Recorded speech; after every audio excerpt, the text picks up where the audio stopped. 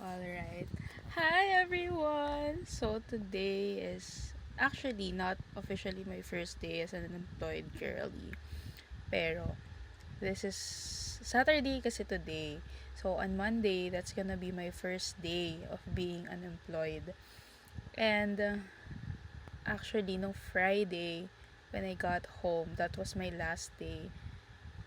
Parang hindi ko pinpoint kung ano yung nafe-feel ko about it. There's a part of me that's like really happy kasi sabi ko, finally, I will have all the time that I need para makapagpahinga and, really have the time for myself to think about me. Parang it's a me time naman, ako naman.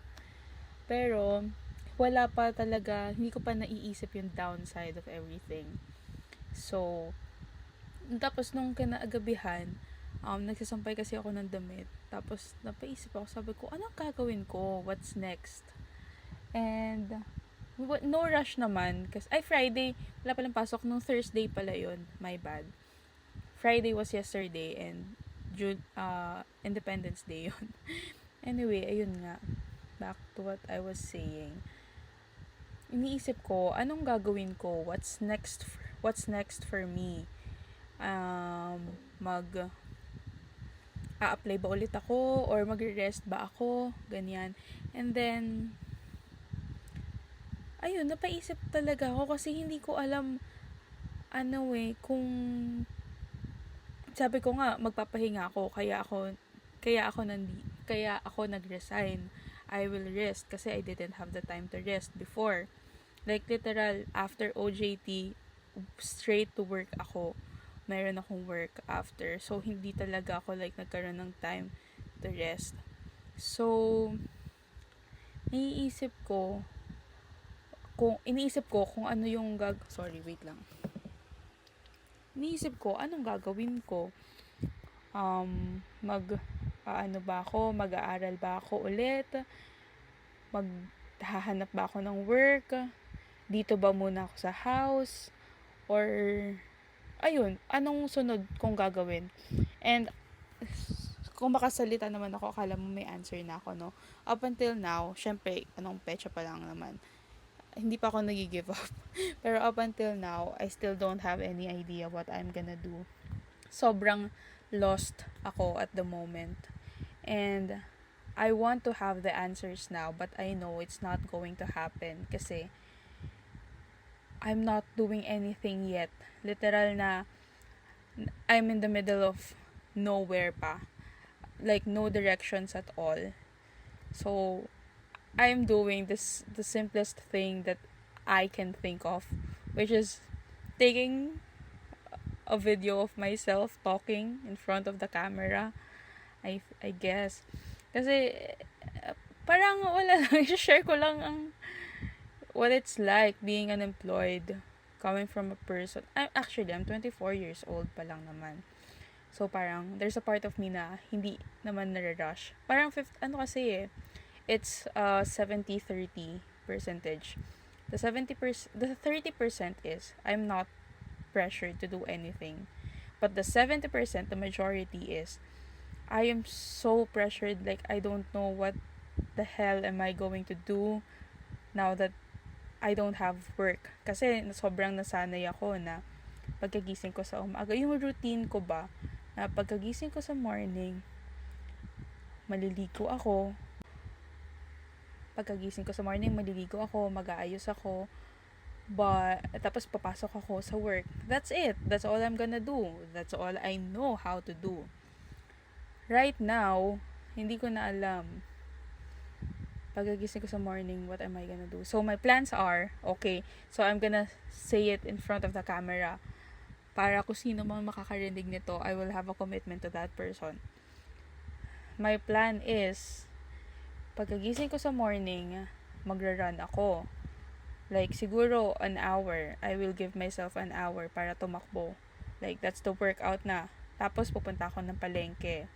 Like, hindi siya super detailed, pero this is the, matawag dito?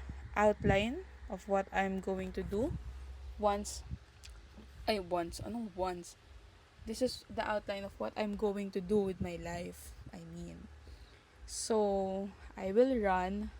I will go to palengke. And then, I will stay in the kitchen for 5 hours.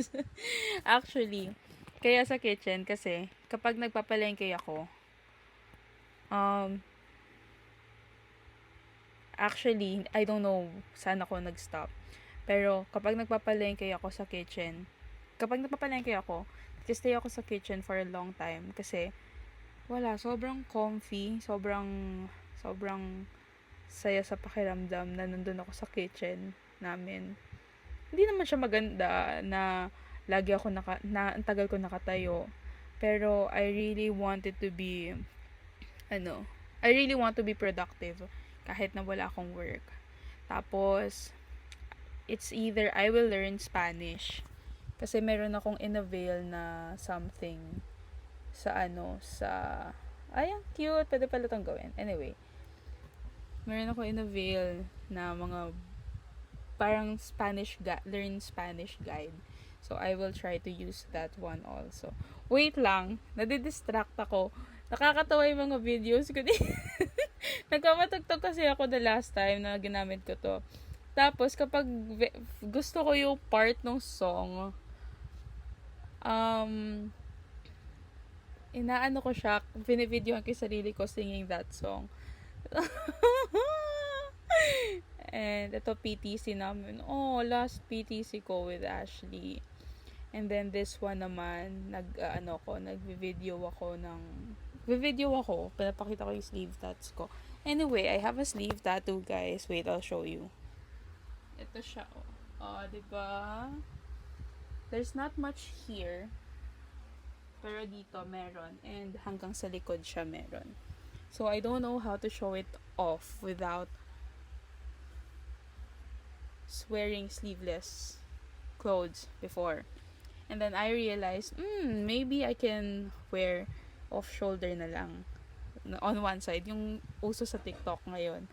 So, bumili ako, tapos sinuot ko siya. Okay naman, pero I can't take a good picture kasi sobrang picture conscious ako. So, hirap na hirap ako mag-take ng picture kahit na feeling ko maayos naman yung itsura ko.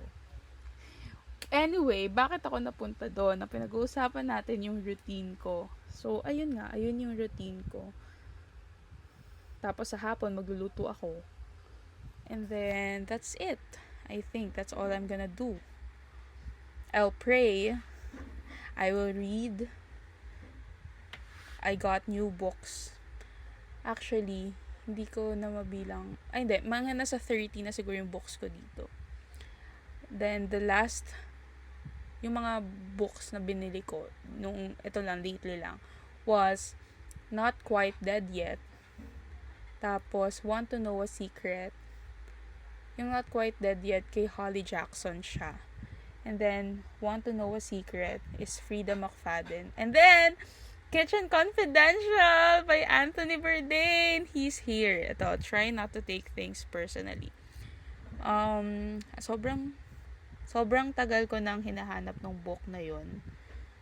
Tapos, nung nasa fully booked ako, magbabayad na dapat ako. 2 books lang ang balak kong bilhin.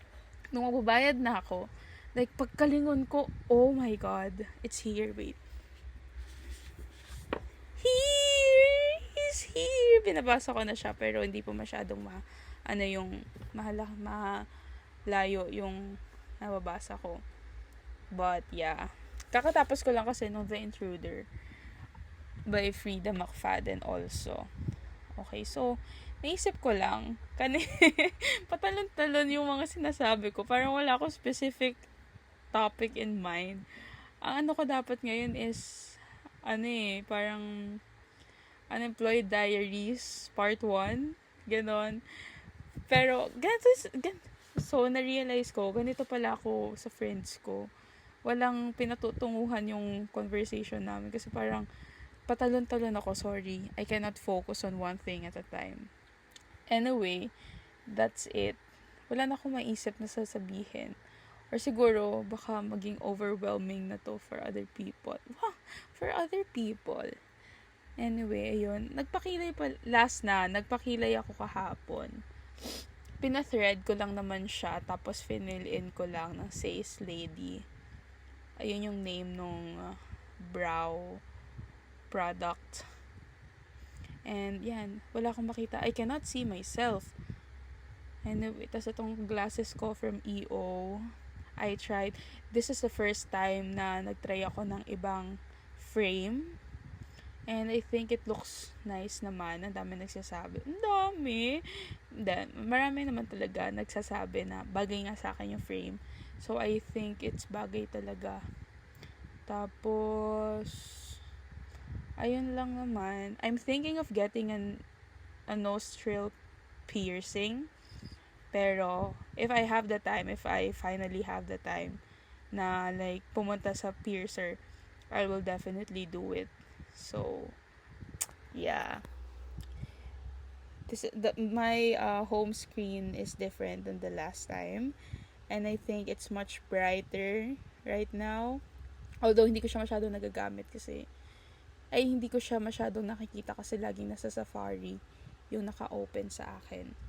Anyway, ayun lang naman, I think. Tapos, wala na. I cannot think of anything that I want to say. Ito palang dalawang to, yung stickies na to, ink doesn't fade easily and with chapters. Gumawa ko ng story about me and my crush. Tapos, ayun yung title. Isang diretso lang, isang diretso siya. Tapos yung isa is with chapters naman. So, ayun. I'm not gonna click it kasi nakakahiya. Anyway, ayun lang naman. Thank you for listening to my, I don't know, feeling ko pababa na ako. Thank you for listening to my whatever this is. And I hope to see you again next time. Sorry, sit down video lang to. Next time, for my part 2 of Unemployed Diaries, I will try to do a vlog. Yeah. Ay, nako, I don't know. I just want to be rich.